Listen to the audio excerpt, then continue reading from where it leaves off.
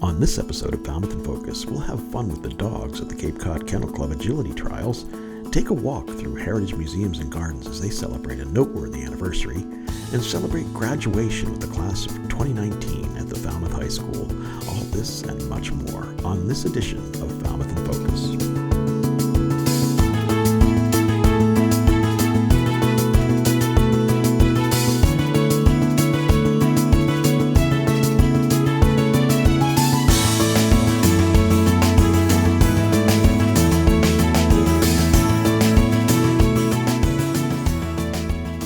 Hello and welcome to Falmouth in Focus, FCTV's current affairs program. I'm your host, Michael Kasparian.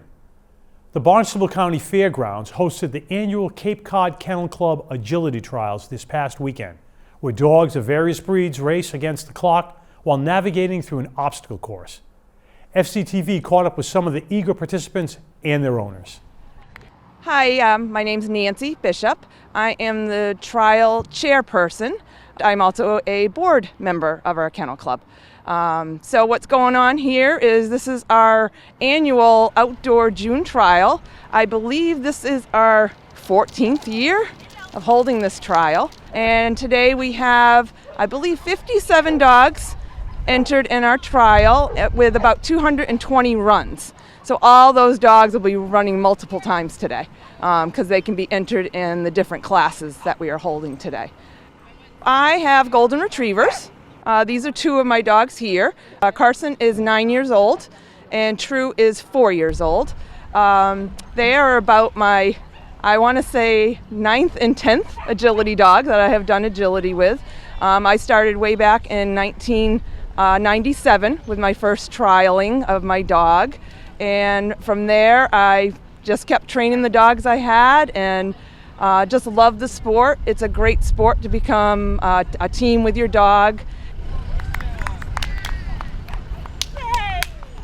Well, I do it because it's fun to be with your dog and to have them do all the equipment that they have out there, jumping and running the dog walk in the A-frame.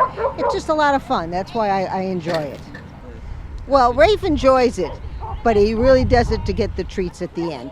He knows that he gets it, and I think he's thinking of that primarily at the end. He's 13 years old and he goes fast. So this is Switch. He's about 2.5 years old. He'll be 3 in September. And obviously I do this because 1, he loves it, and 2, he's a herding dog and it's a lot of fun. It's a great bonding activity and it's a great training experience to have a great time with your dog. I've been doing agility for probably about 5 years consistently. With Switch specifically, I've been doing it since he's about 10 weeks old. He started trialing a year ago, January, so he's been doing it for about 18 months now, and he's already up into the Excellent Masters class, which is a great thing. I think he gets a lot out of this. I'm pretty sure he would go right back in right now and do it all over again. We have competitors from all over New England. We have people that come from New Hampshire, Vermont, Connecticut, Rhode Island. Way back when agility trials were far and few in between, we got people from Pennsylvania, New York. But the sport has grown so much that you can pick and choose your trials now because they're offered everywhere because the popularity of agility has just kept on growing over the years. Hi, I'm Pamela Shattuck, and this is my Border Collie, Flirt. We've been doing agility since Flirt was pretty much born. You don't start doing the equipment till they're at least 15, 16 months old, but there's so much that goes into it. And the Kennel Club offers classes, and at the end of a year or two, you can come to trials. Overall, just the funnest thing in the world to do with me. It's a partnership. She is the best teammate I could ever ask for. The Agility Trial has become one of the Kennel Club's most popular events, not just with dog owners, trainers, and enthusiasts, but the dogs themselves clearly love the competition. Thanks to Andrew Richards for that story. It's time now for 3 things from Town Hall, FCTV's condensed version of the takeaways from recent municipal meetings. Selections are chosen based on community impact. The town of Falmouth invited individuals from the Commonwealth and others to present data to the public and answer questions about sober houses and addiction services. Police, fire, health, legislators, and selectmen were all present to discuss facts to the audience about these services and how they may best be incorporated into the community for those who need support. Just another general question that we had quite a few individuals submit on, if there's any sense of the number of sober homes in Falmouth and if that's unusually high compared to any other communities. I know this doesn't necessarily fall into the purview of anyone in particular, but maybe Larissa or Derek could speak to it.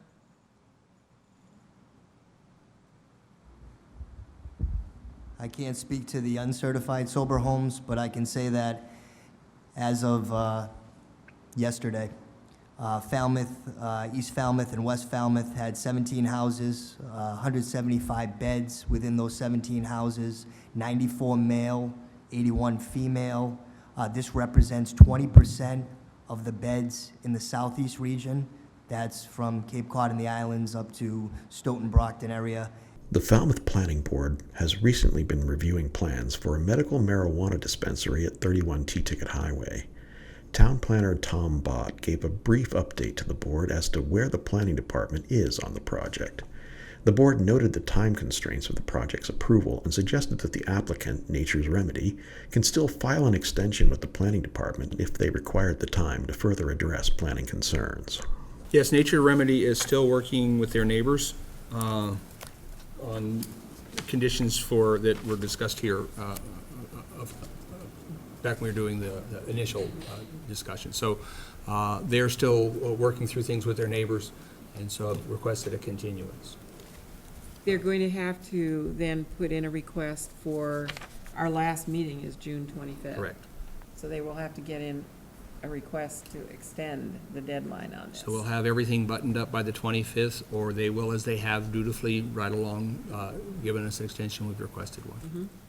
The Planning Board also gave a decision on a large-scale ground-mounted solar photovoltaic energy system at 0 Blacksmith Shop Road and 0 Locust Field Road this past Tuesday evening. The board listed conditions for the project and expressed their approval for solar energy projects in Falmouth as a viable energy alternative. Motion that the Planning Board vote to approve the application of Borrego Solar Systems incorporated under Article 39 Site Plan Review of the zoning bylaw for the construction of a 7,330.500 kilowatt large-scale ground-mounted solar photovoltaic and energy storage electricity generating system located at 0 Blacksmith Shop Road and 0 Locust Field Road, Assessor's Map. To see the meetings in their entirety, check out Government Channel 15's program schedule at fctv.org. We're going to take a quick break to hear about an adoptable dog from Friends of Falmouth Dogs. But when we return, we'll stop by Falmouth High for the annual Future Teacher Signing Day. Stay with us. Ringo, a 14-year-old West Highland white mix, came to the shelter with his son when their owner passed away unexpectedly. Like most older dogs, he does show some signs of age. He has a cataract in one eye, and his hips aren't what they once were. While Ringo may not be the fastest dog around, he's intrepid and determined. He loves to explore, but he doesn't want to be rushed. Ringo adores people, likes short walks, snuggling on the sofa, and generally enjoys the quiet life. He enjoys car rides, is well behaved at the veterinarian, and doesn't mind getting an occasional bath. He's crate trained and is pretty consistent with his toilet training too. And he really likes taking naps in the sunshine. If you'd like to share the golden years with Ringo, please come by to see him. Call 508-548-7742 or visit friendsoffalmouthdogs.org for more information. Welcome back. Falmouth Public Schools recently held its Future Teacher Signing Day at the high school, where seniors who are planning to pursue teaching careers sign letters of intent to complete their journey back into the classroom as educators. Family, school district administrators, and Department of Education representatives were all on hand to witness the event. We are extremely excited to be able to host our first ever Future Teacher Signing Day event, honoring our students who have either earned their licensure through our Early Education and Care program with Mrs. Fitzgerald or who are committing to continue their education ultimately to become educators and hopefully to rejoin us in the Clipper family, either through their observation and intern student teaching hours or ultimately as a member of our faculty. Proud to be here at Falmouth, representing the state and the department and Commissioner Riley during your Future Teacher Signing Day and during Teacher Appreciation Week. We're so excited that the students have chosen to pursue a career in education. Certainly we value their decision and think it's the greatest profession that they can enter, and we're excited about their future. And again, thank you to Falmouth for hosting what we hope is a long series and tradition of Future Teacher Signing Days. So when all of us become teachers, as the students shared today, it usually started with an inspiration. A teacher that had touched our lives, gave us the joy to learn. But as educators, we don't necessarily actively promote our profession. And I am so thrilled that today is the first for Falmouth and a new initiative for the state that we are actively pursuing and making it intentional that students choose the profession of education. And so this was a joyous day. We had so many students that signed up for the first day, and I'm so excited about that people are standing up and saying how valuable education is and that they want that to be their profession in life. Best of luck to those students honored at the event. Thanks to Ryan Weber for that coverage. Heritage Museums and Gardens in Sandwich turned 50 earlier this month and marked the anniversary with specially themed activities throughout the gardens and galleries. FCTV paid a visit to experience the festivities firsthand. We are celebrating 50 years all season long. The theme that we've gone with is to bring back some of our visitors' favorite things. And so you'll see that manifest throughout the grounds, our 100-acre grounds, including a couple of things I'd like to point out. One is right in the auto barn behind me. I'm sure a lot of your viewers know our auto barn. We have been told by our guests they wanted to see our cars lined up in chronological order because they wanted to see how cars evolved over time. So when you come into the car barn, it starts with 1899, a car called a horseless carriage, and goes all the way around with over 20 cars, winding up with a 1967 Corvette. And so visitors have the chance to see how the introduction of the automobile and innovation in making automobiles has changed our culture. And so we're really excited about that. And then we have a second exhibit where we asked some of our very special friends to pick their favorite things from our collections. It includes flowers and trees and shrubs, of course our carousel, and some other art and artifacts from our collections. So people that come to see that will have pointed out to them crowd favorites, and they can discover those themselves in a 50-part scavenger hunt throughout our campus. We have a couple of outdoor exhibits as well. One of our visitors' favorite things are some of our outdoor art installations. And so this year we picked a handful of artists and asked them to bring us outdoor installations that will intrigue our visitors and really comment on people's interaction with nature. And we just can't put out an exhibit. We have to find ways, we want to find ways to engage families and kids. And so with every installation that goes out, or almost every installation, there's a chance for families to meet the artist and watch them as they install the piece.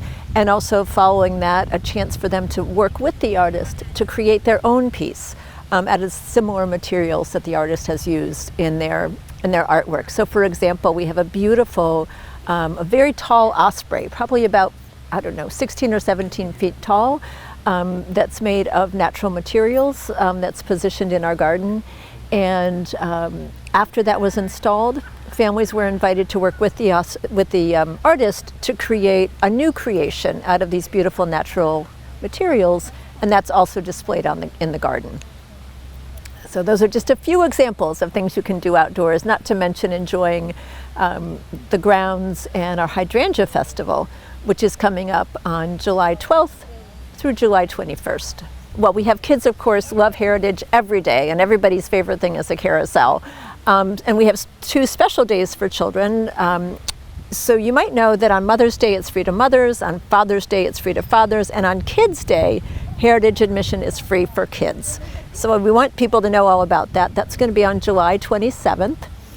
And then, as we do every season, we're really thrilled to be partnering with the Highland Street Foundation to do a Free Fun Friday on August 23rd. On both of those days, we know families will love those. There are all sorts of activities for kids to do because education is at the heart of our mission. We're open from 10 to 5 every day, 7 days a week, and we'll be open to early October. There's so many other things happening at Heritage too, but all the information about programs, about rates, you'll find on our website at heritagemuseums.org. Always a popular event, the Hydrangea Festival at Heritage kicks off on July 12th. Thanks to Alan Russell for that coverage. After this short break, we'll be back with a look at early summer fishing on Cape Cod with Ryan Collins. Stay with us. Did you know that YMCA Cape Cod and Falmouth Aquatics are working together? We share a vision of a new YMCA facility here in Falmouth. Working together, we'll have a greater mission impact and change lives for the better. We envision key programs and services, such as teaching kids to be safe in and around the water, helping people lead healthier lives, and creating high-quality programs that serve, engage, and motivate our community. Did you know we are now operating several Y programs without walls in Falmouth with great success? We've been collaborating with the Falmouth community for over 5 years. We offer before and after school programs, early childhood learning and preschool programs, summer camps and vacation programs, and food programs for hungry children. No one is turned away from the YMCA due to an inability to pay. How do we create the facility that will be the platform for these and future programs? We are working together on our combined facility design for a $13 to $15 million project and finding a location here in Falmouth. Do you know there's a lot more planning before a shovel goes in the ground? The Falmouth Wants a Y Volunteer Committee works tirelessly to raise every dollar needed for studies. Volunteers are actively raising money for our capital campaign consultants, where we need $75,000. We're also recruiting volunteer leadership for our capital campaign.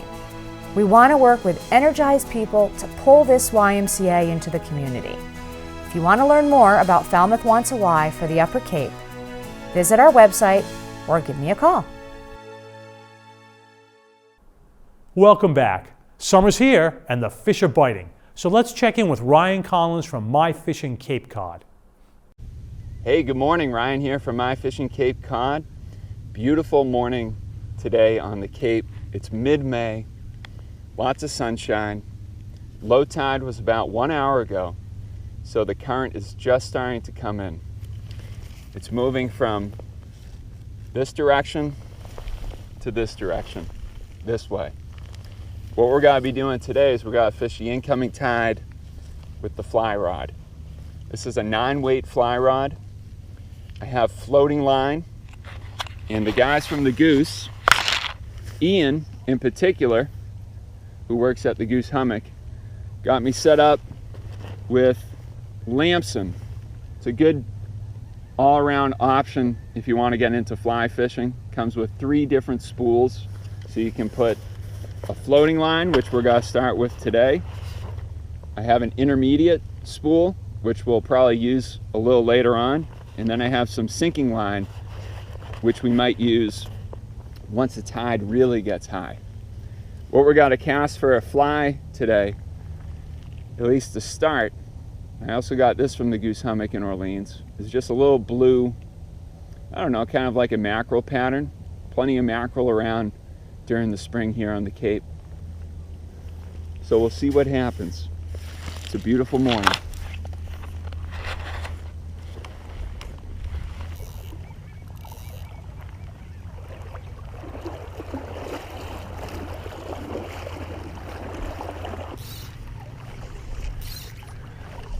Ooh, this feels pretty good.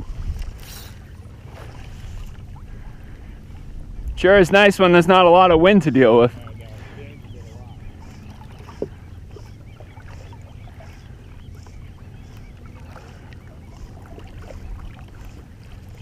There we go, first cast.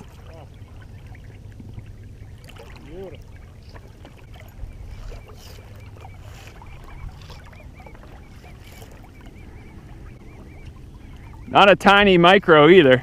Oh! Oh yeah, he's got me on the reel. Of course, I gotta fight so much better in this current. But this is still not a bad fish.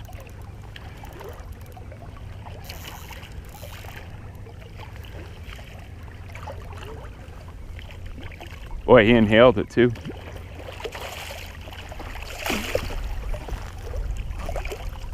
Yeah, I'm all right. Cool. First cast with the fly rod this year.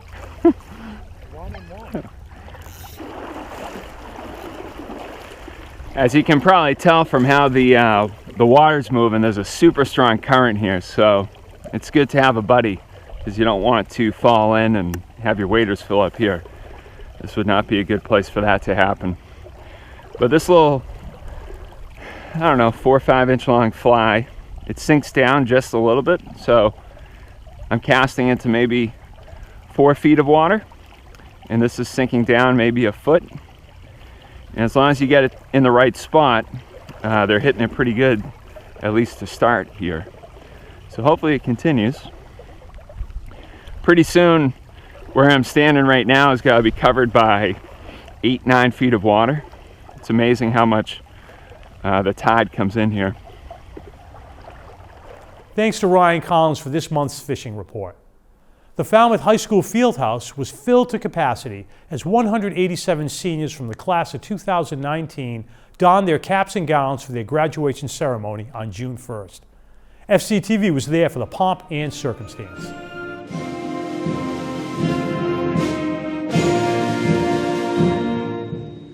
In just a short while, our time together is through. While the excitement surrounding graduation, an event we've anticipated for as long as we can remember, has been a recent center of attention, we so often fail to understand the value of a moment until it becomes a memory. Before we begin, take a moment. Even if days in high school have been long and miserable, look around. Note what you see. Breathe deep and hear these words. In this moment, you are grounded, permanent in your mind and memory. These are the last moments we will gather together, as so many of you have done alongside one another, year in and year out. So seniors, class of 2019, welcome to the day you thought would never come. This is a very special day for all of you. Seniors and your families, your friends and your teachers. It is the culmination of 12 years of hard work, 12 years of friendships, 12 years of sports and clubs and classes and concerts and field trips, 12 years of labs and tests and quizzes, and oh, the beloved MCAS. And most of all, 12 years of growing up to be the wonderful young adults who are sitting here today.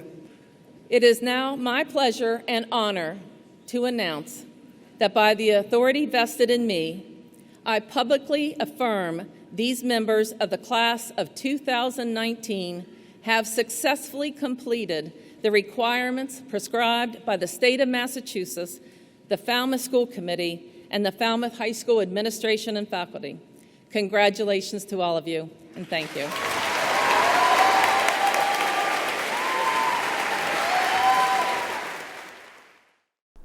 Good luck to all the graduates in all their future endeavors. Thanks, Ryan Weber and his high school videographers for that coverage. FCTV wants you to know that television can be as easy as hitting record on your smartphone. We'd like to invite all Falmouth residents and visitors to share their slice of life with us. Email us your photos and videos or upload them to Facebook, Twitter, or Instagram using the hashtag MyFalmouth or Falmouth in Focus to be featured on the show. Thank you to our most recent contributors. We leave you now with the sights and sound of the Feast of Falmouth and Beyond fundraiser, benefiting Falmouth volunteers in public schools. Thank you for watching Falmouth in Focus. We'll see you next time.